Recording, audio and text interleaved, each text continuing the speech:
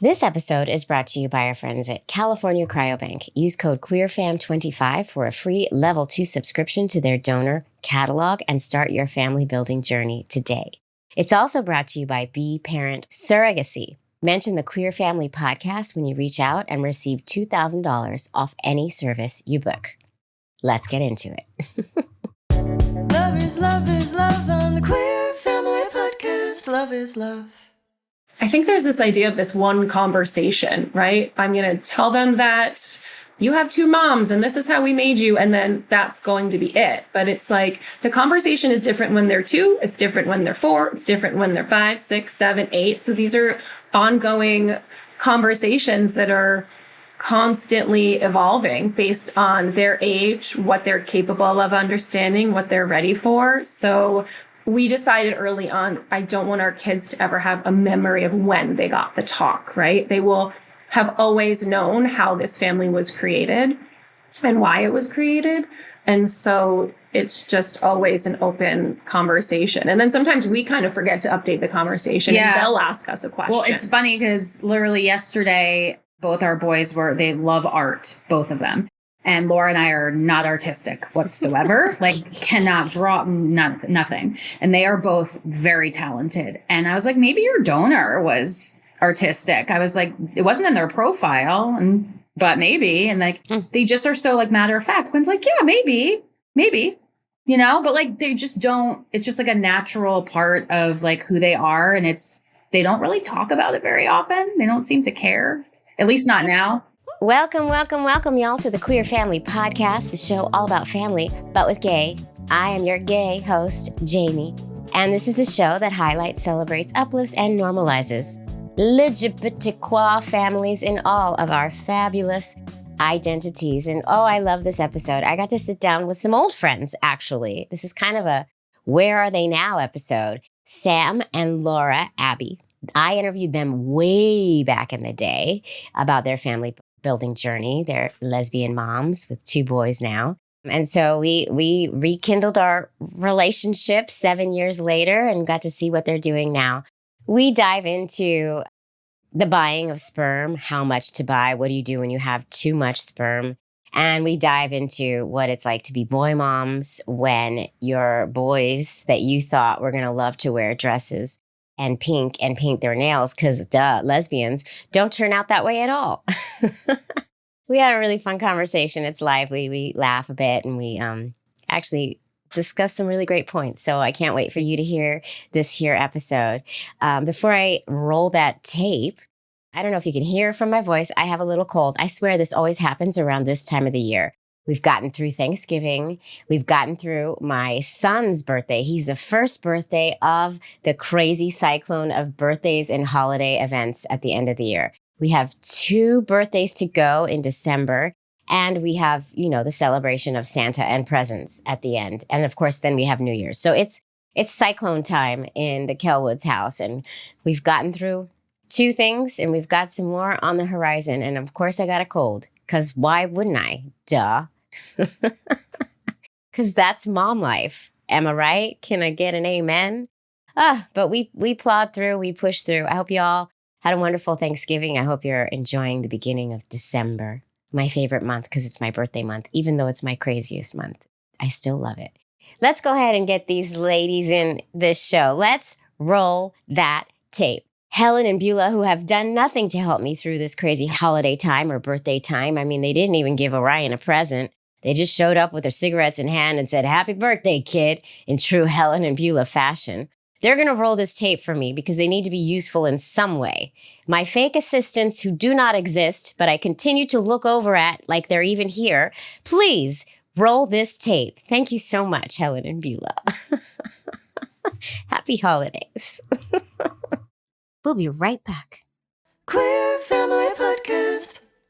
Okay, wait. Before we get into all this talk about buying sperm and baby making the lesbian way, I want to take a moment for those of you who don't need sperm because you've got plenty, but you might be lacking in the egg or uterus department. And I got you, fam. I can't leave my non-egg carrying queer family out of the conversation. Let's go. Come on. Queer people build families in every way possible, and Be Parent Surrogacy is helping make that dream a reality for so many of us. They offer trusted, ethical surrogacy and IVF programs specifically designed for LGBTQIA plus individuals and couples. Everything is handled under one roof, from embryo creation to medical care to legal guidance to emotional support, all the things, making the process as smooth and supportive as possible. Plus, there are no wait lists at Be Parent Surrogacy, so you can start your journey when you're ready. If you want to learn more, go to beparentsurrogacy.com and schedule a free consultation. Be sure to mention the Queer Family Podcast when you reach out, and you're going to get $2,000 off any service you book because they have our backs. Because being a parent is a love story with no ending, y'all. So go make those babies and then come tell me about them. All right, let's get into it. Queer Family Podcast. Love is love. Hi, Sam and Laura. Hello. Hi.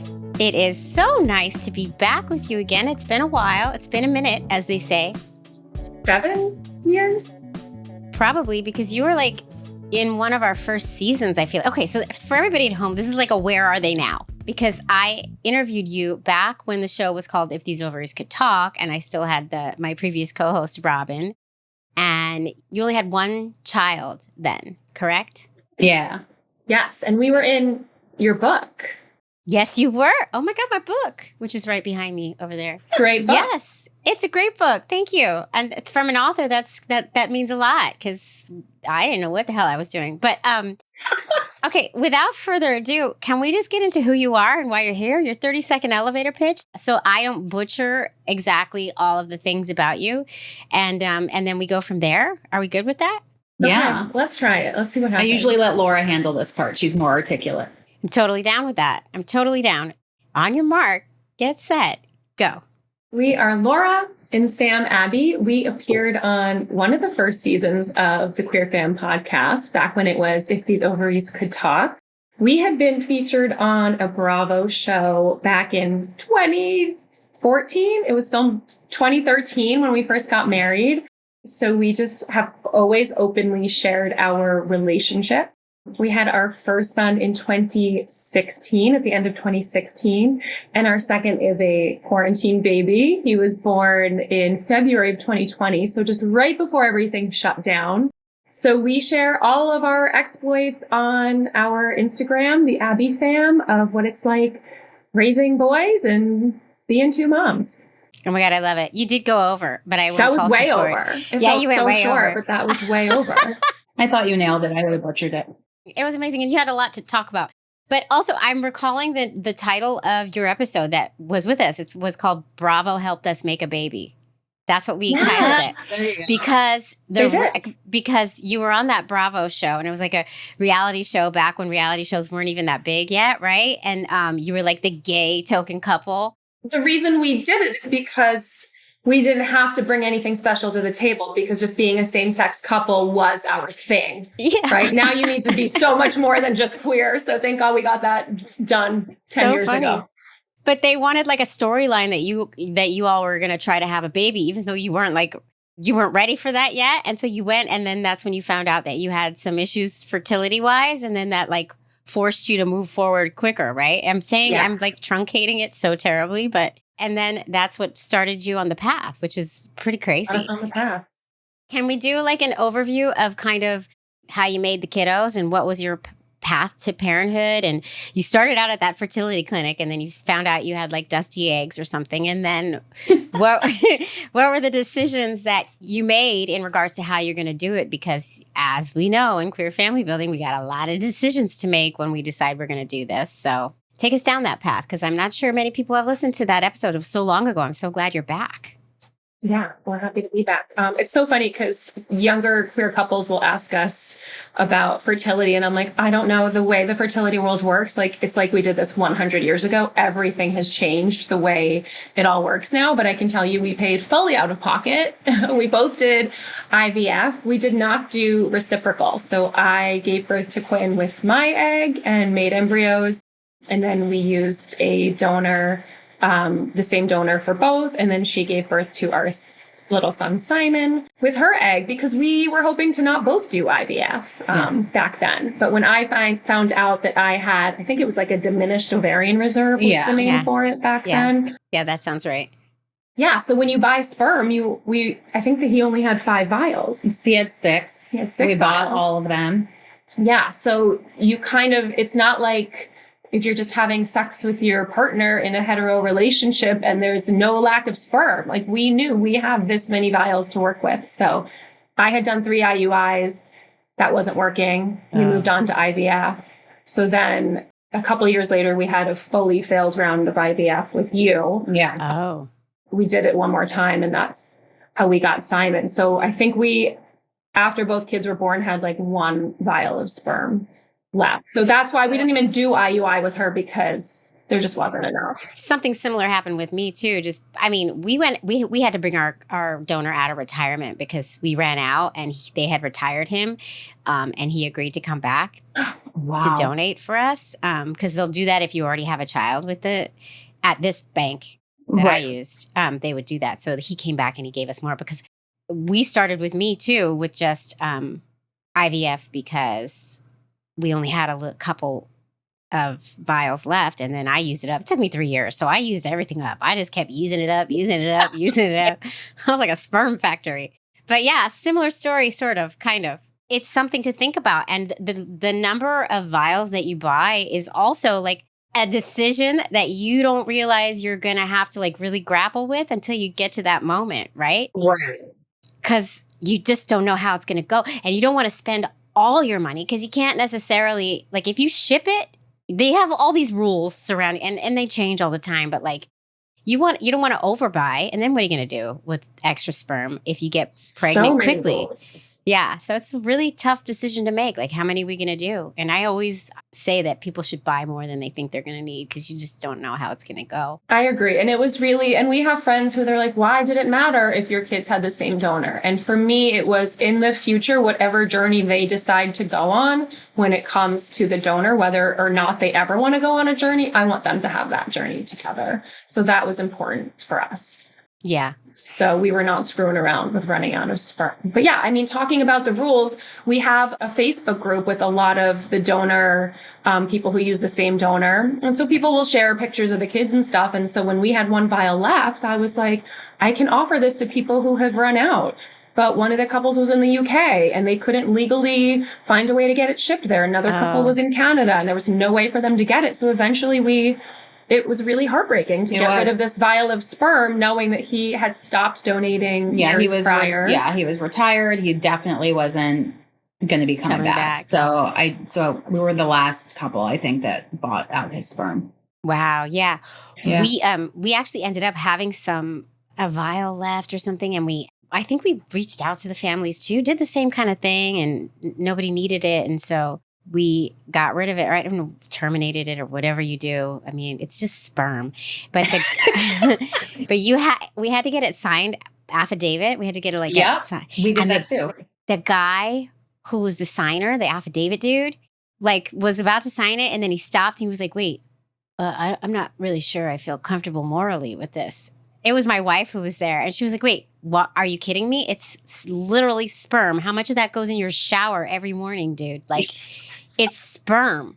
I don't know if she said that, but that's how we talk about it now. But like, he had like a moral thing. Like, he thought he was like aborting a baby or something, and we had to school him. But we had a moment. Only in queer family building do you have moments like this, right? Absolutely. Like, yeah. What the hell? We'll be right back.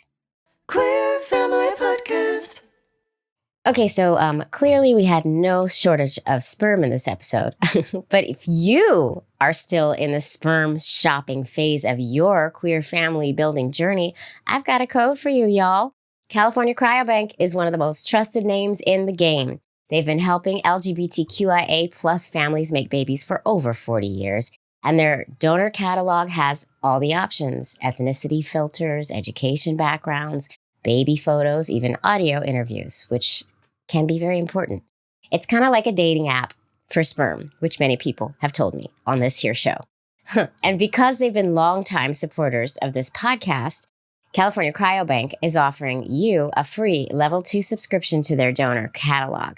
Just use the code QueerFam25, that's QUEERFAM25 when you sign up at cryobank.com, and you're going to get a free level 2 subscription to their donor catalog. You can also use that code towards a discount on a level 3 subscription, which gives you even more info than the level 2 subscription does. So start exploring your options and maybe find the perfect match at cryobank.com. Make those babies, y'all, and then come talk about them on the show.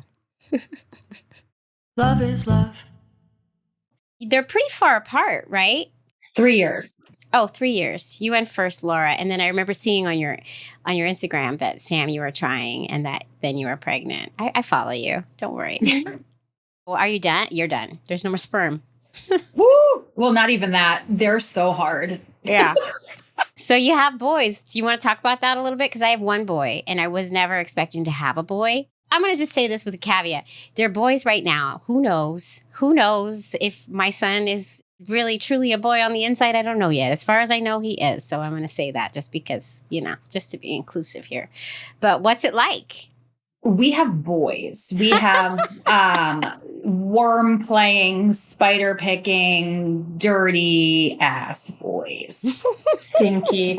Yeah, I was the kind we're the kind of family, we're a queer family. So I was always like, we're going to dress them in pink. Oh, I'm yeah. going to paint their nails. We're going to if they want dolls, they'll play with dolls. No, they were like sir. trains, dinosaurs, mud, mess, crazy, crazy, crazy. So Yeah, as same. someone who never subscribed to gender norms, I was like, Jesus, we really had boys. Yeah, I was schooled. By him.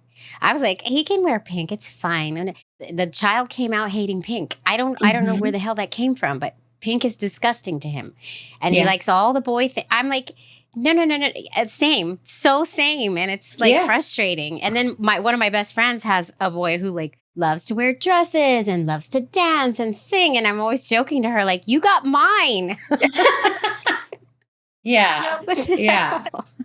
I will say, though, that they are both so empathetic and so sweet. And that, I think, also comes from having 2 moms, for sure. But I do feel like they are just so, so sweet.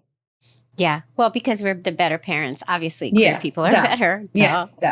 We're also trying to teach them we can talk about our emotions and learn how they make us feel. And it's okay to cry, right? Maybe a little less crying would be better, but, it's okay. It's funny. My son actually tries to hold in his crying, which came from, I don't know where it came from. And I was starting to notice that he's not crying when he really hurts himself or if something really sad happens. So we've been talking a lot to him about how it's okay to cry. It's very important to cry. La, la, la.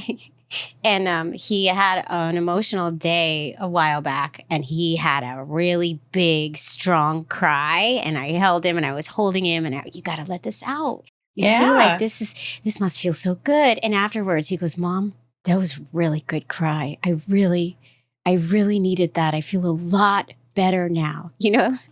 It's so funny. So it's coming in, but he still tries to hide it. He doesn't like to cry in front of people, which is, it's all from him, it's all just innately him. He has a friend. He has a really close friend and his mom's actually one of my best friends too. And his best friend cries a lot and he's very vocal about his emotions.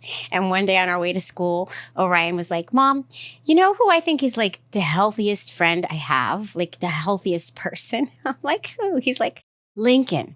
Because Lincoln cries a lot and he's super strong. I'm like, yeah, he is healthy. And he's like, phew, he can cry. Yeah, these children, they come out the little humans they are. They really do. Absolutely. They really do. It's a journey. It's so hard. So when it comes to how you talk to your kiddos, do you talk about their origin story? How do y'all do it? So this is something I tell a lot of people, right? I think we have these ideas of what it's going to be like when we have kids. Well, this is what I'm going to tell them, and I'm never going to lie to them, or I'll do this. And I think there's this idea of this one conversation, right? I'm going to tell them that you have two moms and this is how we made you. And then that's going to be it. But it's like the conversation is different when they're 2. It's different when they're 4. It's different when they're 5, 6, 7, 8. So these are ongoing conversations that are constantly evolving based on their age, what they're capable of understanding, what they're ready for. So we decided early on, I don't want our kids to ever have a memory of when they got the talk, right? They will have always known how this family was created and why it was created. And so it's just always an open conversation. And then sometimes we kind of forget to update the conversation and they'll ask us a question. Well, it's funny because literally yesterday, both our boys they love art, both of them. And Laura and I are not artistic whatsoever, like cannot draw nothing. And they are both very talented. And I was like, maybe your donor was artistic. I was like, it wasn't in their profile, but maybe. And like, they just are so like matter of fact. Quinn's like, yeah, maybe, but like, they just don't, it's just like a natural part of like who they are. And they don't really talk about it very often. They don't seem to care, at least not now. That means you're doing it right? That you started the conversation with when they had ears to hear, which is day 1, and you keep it going. And they always know they were donor conceived, and it's a story. It's their story, and we keep it going. And then sometimes we realize, oh shit, I got to talk about the donor siblings, and then it's like, oh, I got to add that to this convo, right? So it's like you said, it's just this, and they take in. You can be saying the same thing the whole time, and sometimes they just don't. They're not ready to take it in, so they don't take it in. Right? They take it in when they're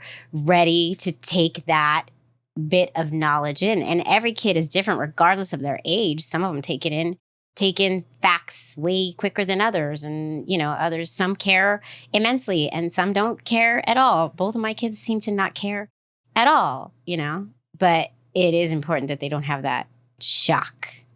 Right. Absolutely. Yeah. I remember having a conversation with Quinn in the car one day. Maybe it was a year or 2 ago. I said, Mom, can someone have 2 dads? And I was like, what? Like, hello, you have 2 moms. Of course they can. Like, did not expect that question from him. And I was like, oh, I never told him that that's normal and possible too. He also has so many friends with 2 moms. So this is completely normal. And that's another thing. I never thought we would I thought we would be raising our kids with like all our wonderful friends who are allies. And, we do have queer friends, but I did not think that based on where we live and who we knew that my kids would be growing up with so many friends with 2 moms. And that's so amazing. That is a really added bonus. Yeah. Yeah. I love that. It's amazing. And my kids too, they have so many 2 mom families they hang out with. And then they have non-queer families. I like to other them. I don't want to be the one that's othered. Like my daughter's 11 now. And so now it's like kids will be like saying stuff. So now my new thing is like trying to give her like quick comebacks and one-liners, like that's my new conversation with her is like, ooh, how would you answer this one? How'd you let's come up with a good comeback. But she's like, Mom, whatever, ew, I'm gonna talk about it, so. That's kind of where we got last June. I obviously put a huge pride flag on the front door, and I guess some boys on the bus had something to say about it. And so really, our oldest is 8. He's young. Yeah. But so trying to give him like, don't let them talk to you like that. Give him some way to respond, but also understand that not every kid is someone like I was a kid who, if you said something nasty to me, I was going to come right back at you. Right. But not every kid is built that way, and he is not. And so how do we not internalize this? How do we feel comfortable responding if we feel comfortable responding? So really that same thing. I'm like, you could say this, you could say that. Mm-hmm. And the other thing that actually a guest on the show recently brought up a great point was that we came out, and we come out regularly because it's just in the nature of who we are, because it's our identity. But because we came out and we had children, then now our children, regardless of if they are queer or not, turn out to be queer in any way, they have to come out for their family regularly. And that's a big task to put on them, right? When you think about it. And some kids like jump to the occasion, and some kids don't want to, like, and they shouldn't have to come out. So if they're not comfortable, like, with the quick comebacks, then we have to take a step back and be like, okay, it's not your job to come out for your family. It's not your job. right? I think about that a lot, especially last year with the flag thing. I was like, oh my God, I put him in this position. I was like, now I Right. feel awful. I was like, I feel terrible. How do I fix it? And that's the other thing, always wanting to fix it, but then realizing they can do it on their own when they're ready. Parenting in general. Yeah, Yeah. that's true. But our Yeah. boys are so, like, they're Oh, still yeah. young, so they still are pretty happy to have Yeah. two I mean, moms. my Yeah. daughter is too. Like, my daughter's like, yeah, it's bomb. I love it. It's fire. But also, Yeah. like, I'm going to do it my way, Mom. But it's like a hard mixture because we really do want to model pride for them. And we want to show them that we have immense pride so that they never feel the shame.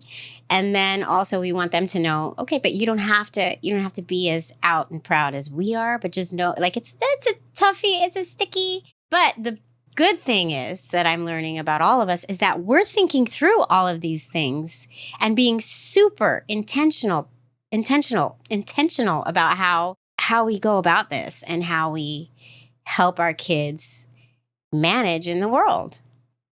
It's so funny too, because, you know, you get to an age where you're having play dates and you're kind of, when your kids are young, you still have to maybe hang out with the parents you're having play dates with. And you could be like, you're nice and I'm nice, but we're not really for each other. So there's so many situations where because kids are curious and they'll say to me like, how does Quinn have two moms? And I could just see the parents squirming. And I'm like, I am more than happy to answer this question because this is coming from a place of pure curiosity. And then there's people who are like, oh, all my daughter talks about is how it's not fair that she doesn't have two moms. Yeah. Simon has a little girl on his soccer team. And before she goes to bed almost every night, she's like, I don't understand why we have to have daddy.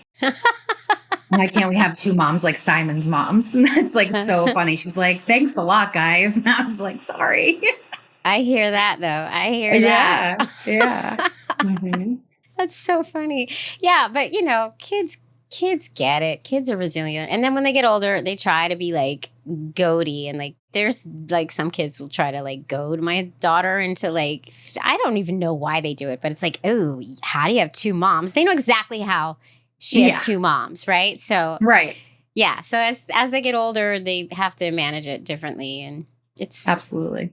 but it's giving them a strong sense of resilience and they're going to be really capable, strong adults. That's what I keep telling myself because they understand what it feels like to feel othered, sadly. Exactly. Yeah. Well, that's what I tell them. I'm like, hey, life's not fair and not everyone is nice. And you're going to learn that at a young age, which sucks. But also you're going to learn how to deal with that because you're going to deal with that for the rest of your life, whether it's about having two moms, whether it's about being queer, everything in your life. Yeah.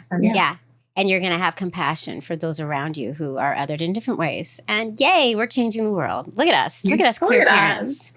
Perfect. Perfect Just parenting. pat ourselves on the back there. Yeah.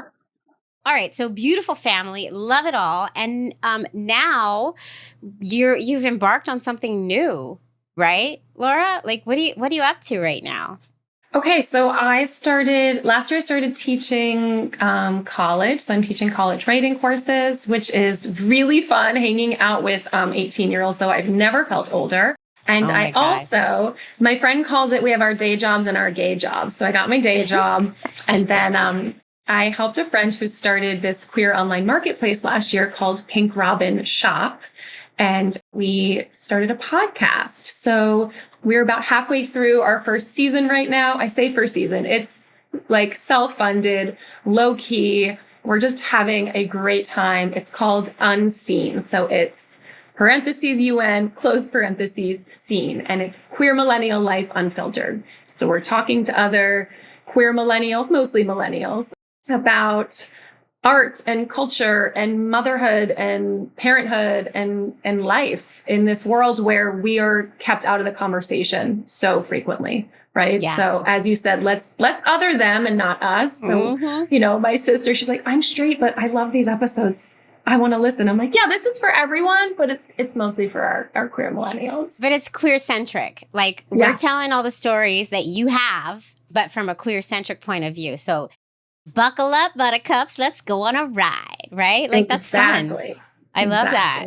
And it doesn't look like low budget in any way. You're like in a studio. It's way more buttoned up than my ragtag production I got going on here. But so it's pretty to look at too, which is nice. Thank you. I had a podcast a few years ago called 17 Conversations with My Teenage Self, which was really fun. It was reality in that I personally went back to my journals from my senior year of high school. So it was, but it was scripted in that I had some interviews and conversations with people from those journals, including a crush when I was 17. I had my first conversation with him in many years. Yeah, it was a him. God. Oh my God.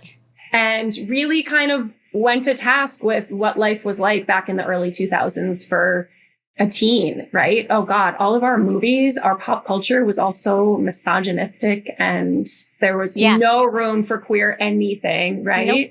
So I had done that. And then my friend was like, do you think we could do a podcast together? So it's really just, we're just figuring out as we go, but we're having a blast. I love it. I wish you all the best. Everybody has to go subscribe and like and do all the things. Thank you.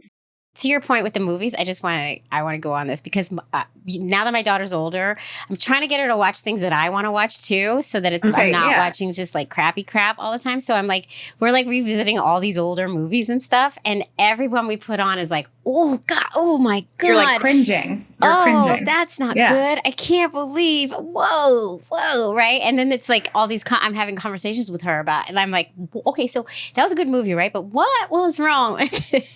They're all problematic. Yeah, we tried to show the kids Mighty Ducks, and we didn't realize that Emilio Estevez gets a DUI in the first 5 minutes of the film. Of course he does. Oh, this is why you're a hockey coach. I was like, we're going to turn this off. Maybe we'll revisit this. Oh my God. But I'm like the queen of putting the most inappropriate stuff. Like I put on Airplane. Like, what was I thinking?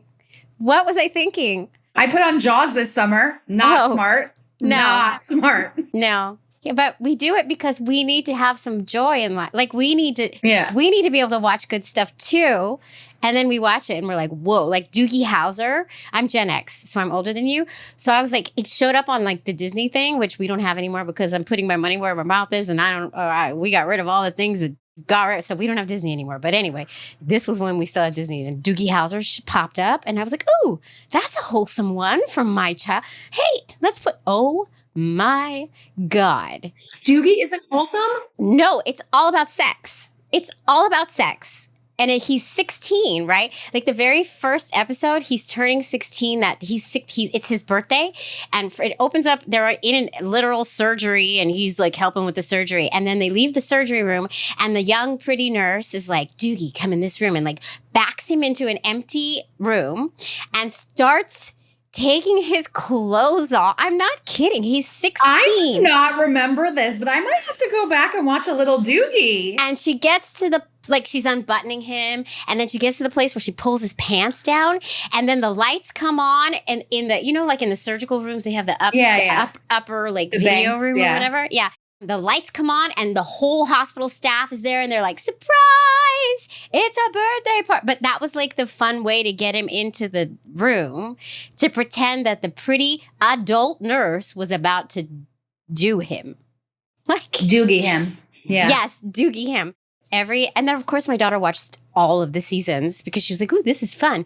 Yeah. Every single episode was literally about Doogie getting laid or his friend Vincent getting laid. Like I kid you not. I believe it. I just don't remember. It's so crazy how when you're younger, you just don't. No, I thought it was about this cool young doctor, and he was a doctor, and that was cool. Like, what the actual, right? Yeah. Like, wow. Yeah, we'll be waiting on Doogie then. See, we have so many things. You have so many fun things you can talk about on your new show. Exactly. It is funny though, because as you said, I'm like, I get sick of watching the kid crap that they want to watch. So I'm like, can we watch something that we all want to watch? Because then they'll inevitably choose some movie that's for 8-year-olds. And then they're like, why are you on your phone? Or why are you folding laundry? I'm like, because I cannot sit and watch this with you. It's like, it's a wholesome attempt to be engaged and do something together when I put these things on. Right. And then you're like, oh man, this is not a good idea. Is there. Yeah. We always finish the movies though, and then we have really important conversations about why that was so inappropriate. But so wait, tell everybody where they can find y'all in all the places and how they can tune into the show and like all the things.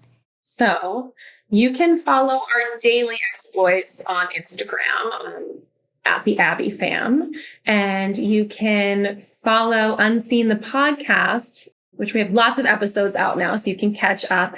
If you go to pinkrobinshop.com, you can view or listen to them all there, or you can find us on Spotify or wherever you get your podcasts. Yeah, Laura makes fun of me a lot on it, so feel free to listen. That's good. I make fun of my wife a lot too. So, I mean, it's par for the course. Sitting on the sidelines, it's fine. I know. I get it. But you're here talking on my show, and I'm so glad you guys came. I'm so glad to catch up, and hopefully this is not the end. We're going to keep this conversation and relationship going, because we queers have to stick together. Agreed. Absolutely. And we'll have lots to tell about having teenage boys someday Exactly. soon. It's going to get real interesting around here. And let me just add, as two people who made the conscious decision to be in a relationship where there are no penises involved, we see more penis than we could have ever signed up for. They're always like, Mom, look at this. I know. And I'm like, Oh, I "By the way, know. please, I did not consent to this." I literally just said to my son this morning before taking him to school, Orion, please focus on peeing. Stop playing with it, please. Just pee. Yep. You need to go to the bathroom before you go to school. Stop playing with it and pee, please. Like, what the? Say, What? Yeah, when you have two, they play swords. Oh, my God. Yep. Oh, my God. I'm telling you, it gets weird. That's weird. And you don't want to make it weird, but it gets weird. So funny.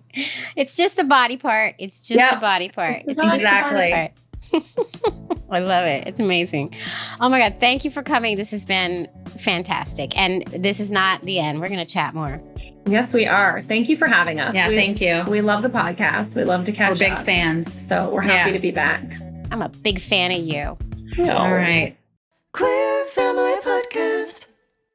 A huge thank you to our sponsors of this here episode, California Cryobank and Be Parent Surrogacy. Learn more about them, find the promo codes and the links to their websites in the show notes. Make those babies, y'all, and then come tell me about them. Love is love. Whew. Well, folks, I hope you enjoyed that episode as much as I enjoyed it. And if you did enjoy it, feel free to listen to another or watch another. I have so many episodes for your listening or viewing pleasure. Just go pick one and enjoy. There's a lot. There really is. And also, if you really do like this show, please, I know I say it all the time, but please do consider supporting the show on Patreon. You're just going to go to patreon.com/The Queer Family Podcast. You're going to pick a tier, you're going to join, and you're going to get that bonus content. And you're also going to get my love and adoration for the rest of my life. I love you all. Thanks for tuning in. Keep on tuning in, and I'll see you next time. Mwah.